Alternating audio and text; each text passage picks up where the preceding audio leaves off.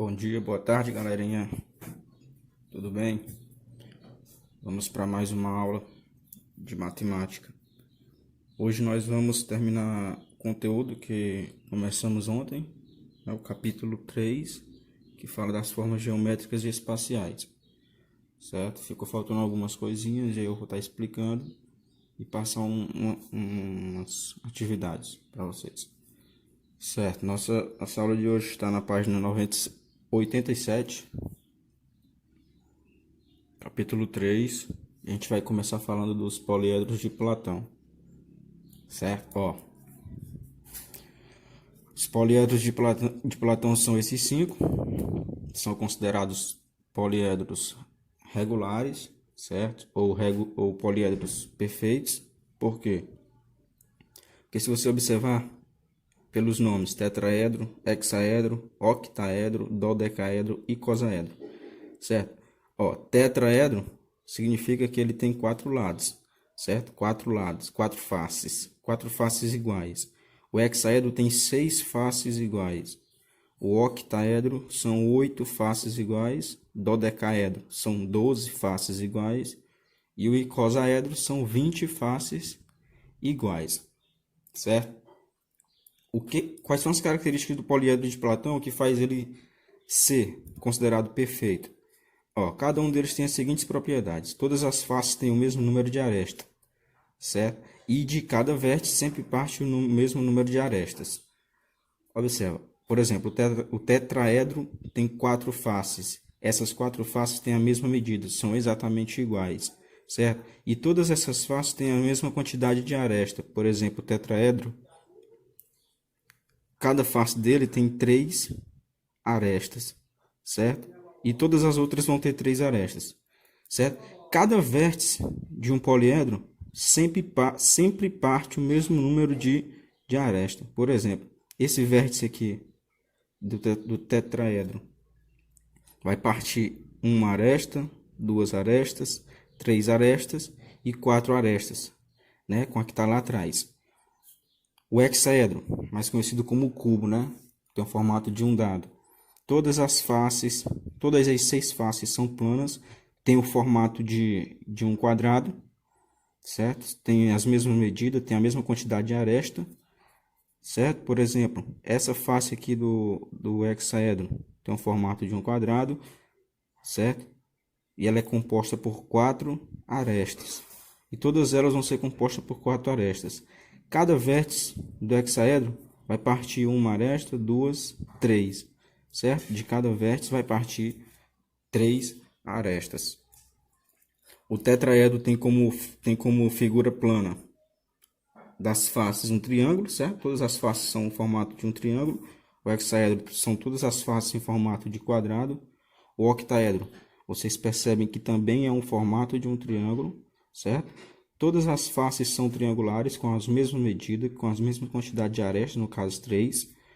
E todos os vértices partem uma aresta, 2, 3, 4. Ok? Da mesma forma o dodecaedro. São 12 faces planas iguais, no formato de um triângulo. Todos os triângulos têm 3 arestas. E de um vértice parte 1, 2, 3, 4, 5 arestas, certo? E o icosa são 20 lados, são 20 faces planas iguais, no formato de um pentágono, tá? Por quê? Porque são 5 lados, observa, 1, 2, 3, 4, 5. Então, todas as faces são formato de um pentágono, porque tem 5 lados, 5 arestas, ok? E de cada vértice vai sair 1, 2, 3 arestas. Ok? Então, essas são as características que diferenciam os poliedros de Platão dos demais poliedros, certo? Todos eles são considerados poliedros regulares, poliedros perfeitos. Por esse motivo que eu acabei de citar. Dando continuidade, vamos agora ver planificação. Como o nome já diz, planificação é tornar um poliedro plano, certo? Ou seja, vou desmembrar, vou abrir esse poliedro e tornar todas as faces dele plana, ok? É como se eu estivesse abrindo um cubo e aqui é a caracterização dele aberta, ok? Por exemplo, o cubo, como vocês podem ver, ele é formado por 6 quadrados de mesma medida, certo? 1, 2, 3, 4, 5, 6. Então, são 6 quadrados de mesma medidas. Lembrete, podemos chamar o cubo de hexaedro regular, pois suas 6 faces são quadrados de mesma área. Ok? Então, fazer a planificação do cubo é fácil. São 6 quadrados de mesma área, certo? A planificação do paralelepípedo, que é muito usado para embalagens, né, de mercadorias, de sapatos, etc. Tem o formato de uma caixa de sapato. A planificação dele é a seguinte, certo? É composta por 1, 2, 3, 4 formas retangulares, certo? São formados por 4 retângulos e 2 quadrados, certo? Aqui é a forma dele desmembrada, plana. Quando você juntar isso aqui, recortar, que juntar vai formar um paralelepípedo. A observação: o paralelepípedo ou bloco retangular é um poliedro bastante usado na confecção de embalagens, certo? Você vai ver muito desses paralelepípedos por aí, ok? E por último, o cilindro. Tem planificação de mais poliedros? Claro, tem planificação de vários poliedros, inclusive dos poliedros de Platão, né? São muitos poliedros e cada um deles tem sua planificação. O livro só destacou 3 aqui, né? Porque são os 3 que a gente mais vê no nosso cotidiano. O cilindro, por exemplo, tem um formato de... O que a gente vê no dia a dia que tem um formato de cilindro? Um pacote de biscoito recheado, por exemplo, né? Tá aqui a planificação do cilindro.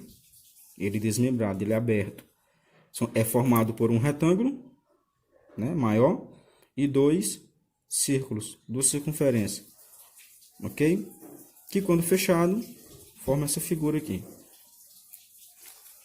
E tem aqui a observação. Você pode perceber que planificação é o ato de desenhar no papel todas as faces planas ou não planas de um sólido, ok?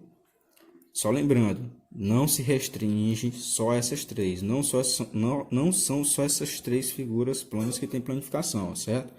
Todos os poliedros têm planificação. E para encerrar nossa pequena aula de hoje, vamos estudar um pouco sobre o Tangram, né? Não sei se vocês já ouviram falar essa palavra por aí, mas é muito comum que a gente escute ela por aí, certo? Tangram é o quê? Tangram são figuras, né, de animais, de coisas, formados por figuras planas geométricas, certo? O Tangram é formado por 7 peças geométricas, 7 figuras geométricas planas, ok? São elas.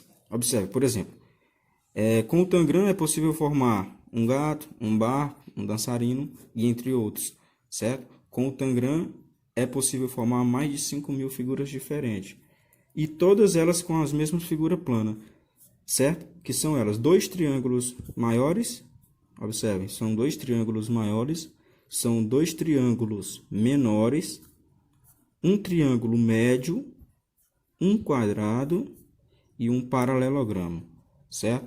Todas as figuras formadas com Tangram vão ter essas mesmas peças, ok? Por exemplo, o barco está aqui os 2 triângulos maiores, os 2 triângulos menores, o triângulo médio, o quadrado e o paralelogramo, ok?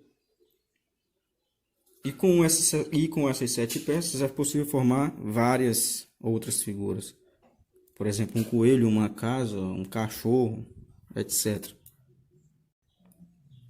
Galera, tá aqui, ó. Como é formado. Como a gente recorta as 7 peças do Tangram, certo?